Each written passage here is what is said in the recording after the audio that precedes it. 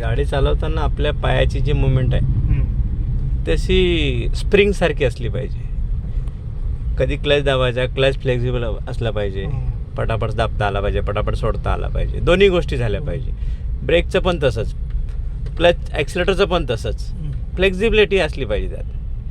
नाही तर ब्रेक दाबून ठेवला तर ब्रेकच, ॲक्सिलेटर दाबून ठेवला तर ॲक्सिलेटरच, क्लच दाबून ठेवला तर क्लचच, असं नाही झालं पाहिजे.